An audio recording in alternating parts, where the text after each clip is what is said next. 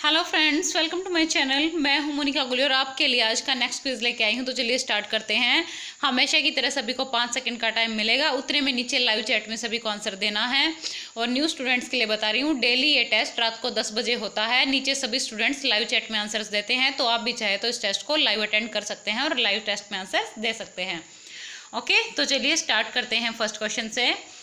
कांग्रेस ने असहयोग का प्रस्ताव 1920 में कहां आयोजित अधिवेशन में पारित किया था? तो अब यहां से आपको एक तो ये पॉइंट क्लियर हो रहा है कि असहयोग का प्रस्ताव कब पारित किया गया था। सन 1920 में। याद रखिएगा, सन इंपॉर्टेंट है। ओके, अब आंसर ये बताना है कि ये किस अधिवेशन में पारित किया गया था। तो दीजिए आंसर नीचे लाइव चैट में। बस 5 सेकंड का टाइम है सभी के पास। जल्दी जल्दी आंसर दीजिए सभी स्टूडेंट्स। चलिए नेक्स्ट क्वेश्चन। आइसोबार रेखा किन स्थानों को आपस में जोड़ती है? अब बताइए, आइसोबार जो रेखा है वो किन स्थानों को आपस में जोड़ती है? बराबर दाब वाले, बराबर ऊंचाई वाले, बराबर वर्षा वाले या बराबर तापमान वाले? दीजिए आंसर जल्दी से। बस 5 सेकंड का टाइम है सभी के पास। जो स्टूडेंट्स न्यू हैं उनके लिए बता देती हूँ, मैंने कंप्लीट मई महीने के हरियाणा के करंट अफेयर्स की वीडियो डाली है, देख लीजिएगा अगर किसी ने नहीं देखी है तो इसका आंसर क्या होगा? बराबर दाब वाले। अब आप इसको इस तरीके से भी याद रख सकते हो। आइसो बार, बार किसकी इकाई होती है? यूनिट होती है, दाब की होती है, तो दाब वाले उनको जोड़ती है। निम्न में से संपूर्ण क्रांति की संकल्पना किसने दी थी? अब बताइए किसने दी थी? बिस्मार्क, बाल गंगाधर तिलक, जयप्रकाश नारायण या महात्मा गांधी? नीचे दीजिए आंसर जल्दी से। Only 5 second. जल्दी जल्दी जल्दी आंसर दीजिए सभी स्टूडेंट्स। चलिए 5 सेकेंड्स कंप्लीट, टाइम अप होता है। इसका आंसर क्या होगा? जयप्रकाश नारायण। जयप्रकाश नारायण ने संपूर्ण क्रांति की संकल्पना दी थी। Next question. नूरजहां का मूल नाम क्या था? नूरजहां, आई होप सभी को पता होगा, जहांगीर की पत्नी थी नूरजहां, जिनके नाम पर इन्होंने सिक्के भी चलाए थे। पेपर में क्वेश्चन भी पूछा गया है कि जहांगीर ने किसके नाम पर सिक्के चलाए थे? तो नूरजहां के नाम पर चलाए थे। अब इनका जो मूल नाम था वो क्या था बताइए। चलिए टाइम अप होता है। 5 सेकेंड्स कंप्लीट। इसका आंसर होगा मेहरुन्निसा। नूरजहां का मूल नाम मेहरुन्निसा था। ओके, और पेपर में ये भी पूछ लिया जाता है इससे पहले इनका विवाह किसके साथ हुआ था? तो इससे पहले इनका विवाह शेर खान के साथ हुआ था। चलिए नेक्स्ट क्वेश्चन। निम्न में से बताइए सूर्य की बाह्यतम परत को क्या कहते हैं? यानी कि जो सबसे बाहरी मंडल है ना सूर्य का, उसको क्या बोला जाता है? तो बताइए इनमें से क्या बोला जाता है? बाह्यमंडल, वर्णमंडल, प्रकाश मंडल, किरीट या कोरोना? दीजिए आंसर जल्दी। चलिए टाइम अप होता है। आंसर मैं आपको बता रही हूँ, इसका आंसर क्या होगा? किरीट या कोरोना। सूर्य की बाह्यतम परत को क्या बोला जाता है? किरीट या कोरोना बोला जाता है। IR-20 और रत्ना किसकी प्रमुख किस्में हैं? अब ये एनिमल हस्बेंड्री का क्वेश्चन है, तो बताइए आंसर। IR-20 और रत्ना किसकी प्रमुख किस्में हैं? मक्का, बाजरा, ज्वार या धान? चलिए टाइम अप हो चुका है। 5 सेकेंड्स कंप्लीट हो चुकी हैं। आंसर क्या होगा इसका? धान। IR-20 और रत्ना दोनों ही किसकी प्रमुख किस्में हैं? धान की हैं। टीके का आविष्कार किसने किया था? यानी कि जो वैक्सीनेशन होती है उसका आविष्कार किसने किया था बताइए। फ्लेमिंगो ने किया था, एडवर्ड जेनर ने किया था, अलेक्जेंडर फ्लेमिंग या क्रिश्चियन बर्नार्ड? बताइए क्या होगा इसका आंसर।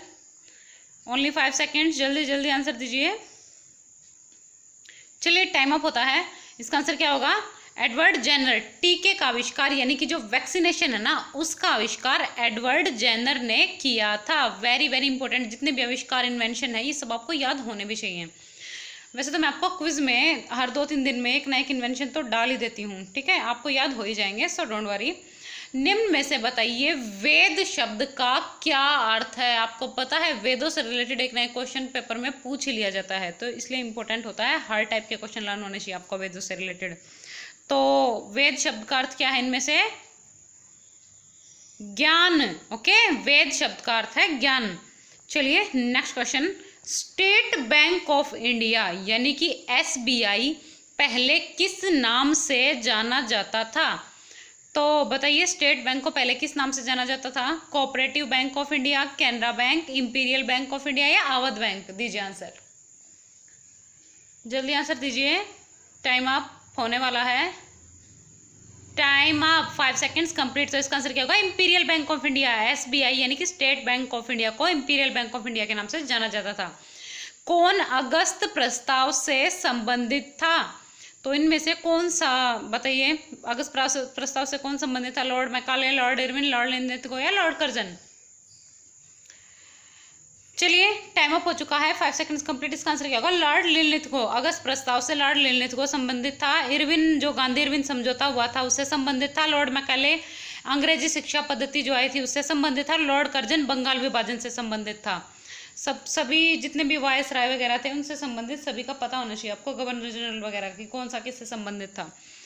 गोवा को पूर्ण राज्य का दर्जा किस वर्ष मिला था? दीजिए आंसर, बहुत इंपॉर्टेंट क्वेश्चन है, पेपर में कई बार रिपीट हो चुका है। बताइए किस वर्ष मिला था गोवा को पूर्ण राज्य का दर्जा? चलिए टाइम अप हो चुका है, 5 सेकंड्स कंप्लीट। तो इसका आंसर क्या होगा? 1987। गोवा को पूर्ण राज्य का दर्जा सन 1987 में मिला था। आपको पता है गोवा सन 1961 तक पुर्तगालियों के अधीन था। आज़ादी के बाद भी गोवा को आज़ादी नहीं मिली थी पुर्तगालियों से। सन 1961 में गोवा को पुर्तगालियों से आज़ादी मिली थी।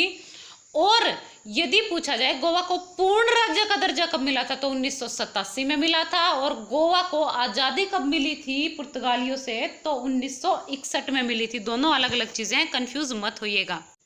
नेक्स्ट क्वेश्चन, निम्न में से ओलंपिक चैनल आयोग के सदस्य कौन नियुक्त किए गए हैं? ये करंट अफेयर का क्वेश्चन है, इंडियन करंट अफेयर का क्वेश्चन। आपको पता है पेपर में जितने हरियाणा के करंट अफेयर्स पूछे जाते हैं उतने इंडियन करंट अफेयर्स भी पूछे जाते हैं, तो इसलिए मैं इंपॉर्टेंट करंट अफेयर्स आपका क्विज में इंक्लूड कर देती हूँ। तो बताइए इसका आंसर क्या होगा? Time up, 5 seconds complete. Answer होगा नरेंद्र बत्रा। नरेंद्र बत्रा को ओलंपिक चैनल आयोग का सदस्य नियुक्त किया गया है। अब यहाँ से स्टार्ट होते हैं आपके इंग्लिश के क्वेश्चंस, जो कि आपका होमवर्क भी होता है एक तरीके से, आपको लर्न करने होते हैं डेली के वोकैब। आपको पता है ना, डेली की 2 वोकैब और इडियम फ्रेज और एक 1 वर्ड सब्स्टिट्यूशन डेली में आपको कराती हूँ, तो आपका इंग्लिश में भी स्कोर आपका अच्छा रहे। तो बताइए सिनोनिम ऑफ बेनिवोलेंट। बेनिवोलेंट का सिनोनिम क्या होगा? दीजिए आंसर, ए बी सी या डी। 13 का आंसर, ओनली 5 सेकेंड्स। चलिए टाइम अप होता है, आंसर मैं आपको बता रही हूँ। इसका आंसर क्या होगा? ऑप्शन सी इज करेक्ट, यानी कि जनरस। आप देखिए बेनिवोलेंट होता क्या है? बेनिवोलेंट का मतलब होता है परोपकारी। ओके, बेनिवोलेंट मतलब परोपकारी। और जनरस भी क्या होता है? परोपकारी होता है। तो बेनिवोलेंट का सिनोनिम क्या हो गया? जनरस। चलिए बाकी के ऑप्शन एक्सप्लेन कर देती हूँ मैं आपको।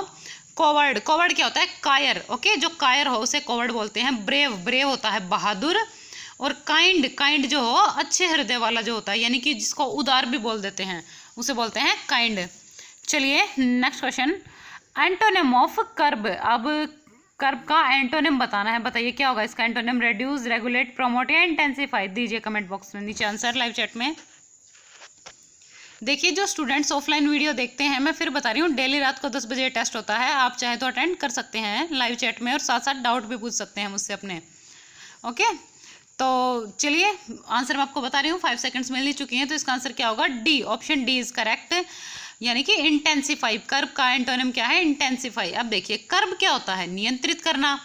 कर्ब क्या होता है? नियंत्रित करना, कंट्रोल करना। और इंटेंसिफाई क्या होता है? किसी चीज को बढ़ावा देना। कर्ब होता है नियंत्रित करना, जैसे आग हो गई उसको नियंत्रित कर दिया कर्ब, ठीक है। लेकिन किसी चीज को बढ़ावा दे दिया तो क्या कर दिया हमने? इंटेंसिफाई कर दिया। तो नियंत्रित करने का उल्टा क्या हो गया? बढ़ाना, यानी कि कर्ब का एंटोनिम इंटेंसिफाई। अब चलिए बाकी के ऑप्शंस एक्सप्लेन कर देती हूँ मैं आपको। रेड्यूस, रेड्यूस क्या होता है? कम करना। ओके, रेड्यूस कम करना। रेगुलेट क्या होता है? नियंत्रित करना ही होता है। और प्रमोट तो होता ही है, पद बढ़ाना या प्रमोशन होना को प्रमोट बोलते हैं। ओके, चलिए next question, idiom. It is evident from the minister's statement that heads will roll in the secretariat. अब बताइए सेक्रेटरीट है, बताइए इसका आंसर क्या होगा? Heads will roll on, idiom बताना है इसका, जो स्टार के अंदर होता है वो ईडियम होता है। बताइए transfer will take place, heads will be cut off, people will die, dismissals will occur. दीजिए आंसर जल्दी से। चलिए टाइम अप, इसका आंसर क्या होगा? ऑप्शन डी, यानी कि डिसमिसल्स विल अकर, यानी कि हेड्स विल रोल ऑन होता है, डिसमिसल्स विल अकर यानी कि निष्कासित होना। ओके, निकाल देना जॉब से, निष्कासित होना। चलिए next question, 1 word substitution. A remedy for all diseases. बताइए रिकॉइल, पेन कैप, मार्वल या ट्रीटमेंट? दीजिए क्या होगा इसका आंसर?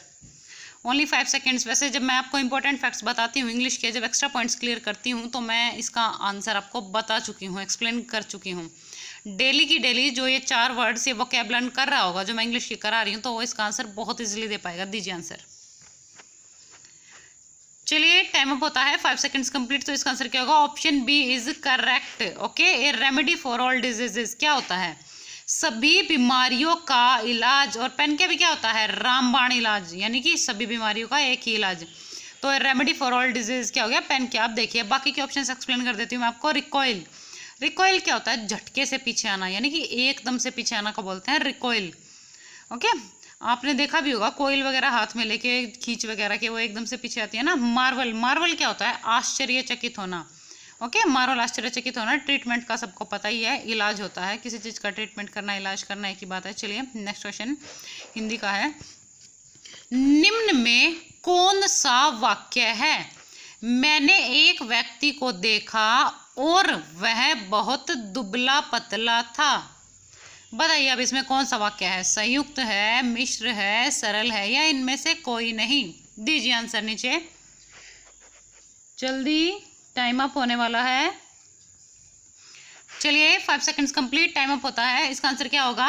संयुक्त, संयुक्त वाक्य। इसमें आप देखिए मैं आपको डेली बताती हूँ संयुक्त वाक्य कौन सा होता है। जब भी दो वाक्य किसी कंजक्शन से जुड़े हों और या इसलिए से जुड़े हों, तो और वो वाक्य एक दूसरे पर डिपेंड भी ना करते हों, उनका अलग अलग मतलब निकलता हो।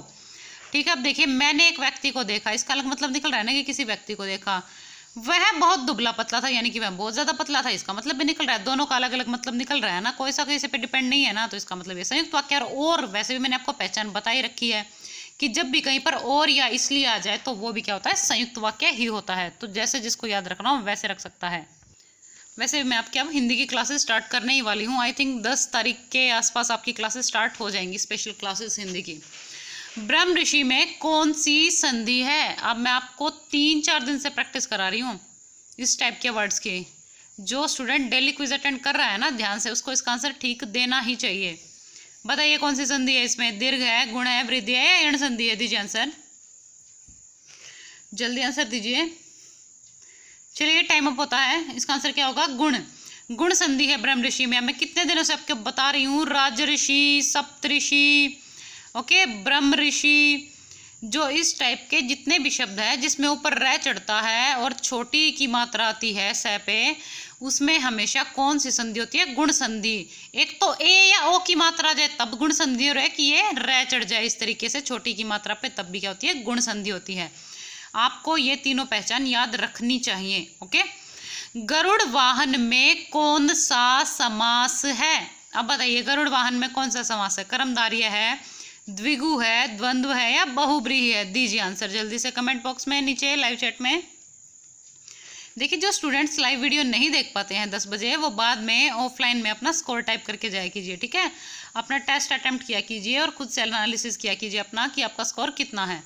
ओके, और नीचे स्कोर टाइप करके जाया कीजिए। मैं सभी का स्कोर चेक करती हूँ ईमानदारी से, जितना भी आए। अभी गरुड़ वाहन में कौन सा समास है? तो इसका आंसर क्या होगा? बहुब्रीहि। ओके, गरुड़ वाहन में बहुब्रीहि समास। अब देखिए इसमें बहुब्रीहि समास है क्यों? बहुब्रीहि समास कौन सा होता है? जिसमें ना तो पूर्व पद प्रधान हो, ना ही उत्तर पद प्रधान हो, और कोई अन्य ही उस शब्द का मीनिंग निकले, कोई और ही पद प्रधान हो। तो अब देखिए गरुड़ वाहन, इसका मतलब क्या है? गरुड़ है वाहन जिसका, यानी कि अर्थात विष्णु, विष्णु भगवान। ठीक है, अब देखिए गरुड़ वाहन, गरुड़ जमा वाहन, लेकिन इसका अर्थ क्या निकला? भगवान विष्णु। तो जब इसका अलग ही अर्थ निकले ना, शब्द से रिलेटेड ना निकले, वहां हमेशा बहुब्रीहि समास ही होता है। पुराने स्टूडेंट्स हैं उनको मैं करा रही हूँ, लेकिन जो न्यू स्टूडेंट्स हैं वो टेंशन मत लीजिए, आप क्विज 1 से अटेंड कर सकते हो। मैं डेली समझाती हूँ। ओके, क्विज 1 प्लेलिस्ट में आपको मिल जाएगी। क्विज 1 से लेके आप सारी की सारी क्विज अटेंड कीजिए, आपको वहाँ से चीज़ें समझ आ जाएगी। और वैसे भी मैं स्टार्टिंग से Hindi theory with quiz start करने वाली हूँ, तो वहाँ से भी आपको समझ आएगा। फिर भी क्विज देखना मत भूलिएगा, बहुत अच्छे से समझा रखा है मैंने सारी क्विजेज में। चलिए नेक्स्ट क्वेश्चन।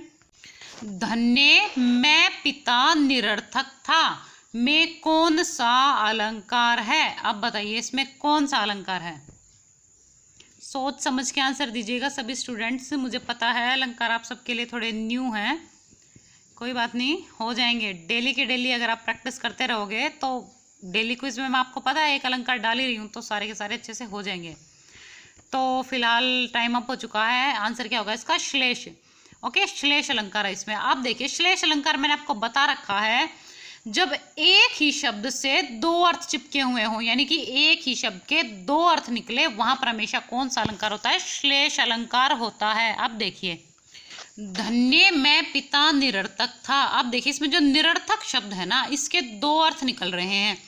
एक तो निरर्थक होता है बेकार, बिना किसी काम का, जिसका कोई अर्थ ही ना हो। ओके, और जो दूसरा निरर्थक शब्द है ना, उसका अर्थ निकल रहा है धनहीन, यानी बिना धन का। यानी कि मैं पिता निरर्थक था, यानी कि मैं बेकार था, कोई अर्थ नहीं था मेरा। और एक निरर्थक था, मैं धनहीन था, यानी कि कोई धन नहीं था, गरीब था। ओके, तो अब निरर्थक शब्द के कितने अर्थ निकले? दो अर्थ निकले। और जब भी एक शब्द से दो अर्थ चिपके हुए हो, यानी कि दो अर्थ निकले, तो वहां पर हमेशा कौन सा अलंकार होता है? श्लेष अलंकार होता है।